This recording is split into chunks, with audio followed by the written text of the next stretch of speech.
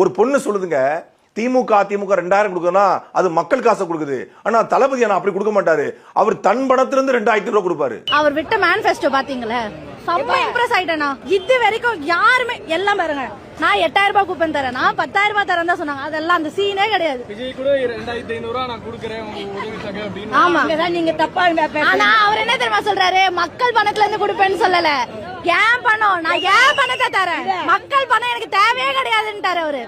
அவர் தானா இந்த தற்குறி எல்லாம் வச்சுக்கிட்டு நம்ம நாட்டை எப்படி திருத்த முடியும்? அது படிச்ச தற்குறி. 5,02,490 கோடி ஒரு வருஷம். தமிழ்நாடு பட்ஜெட் 4 லட்சம் கோடி தான். இவர் கொடுக்குற இலவச ஸ்கீமுக்கு தேவையே 5 லட்சம் கோடி. பட்ஜெட் வச்சா 9 லட்சம் கோடி பட்ஜெட் வரும். எங்க இருந்து போடுவீங்க? ஏற்கனவே 10 லட்சம் கோடி கடன் இருக்கு, எங்கிருந்து எடுப்பீங்க?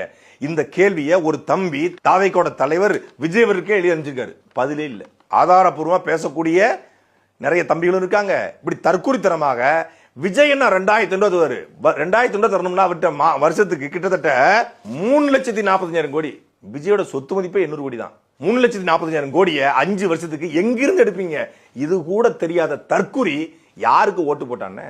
விஜய் பாக்கெட்ல இருந்து பணத்தை எடுத்து கொடுப்பாரு, விஜய் பாக்கெட்ல இருந்து தங்கம் தருவாரு, விஜய் பாக்கெட்ல இருந்து பட்டு புடவை தருவாரு அப்படின்னு நினைச்சுக்கிற தற்குறிகள் மாற்றத்துக்காக ஓட்டு போடும்போது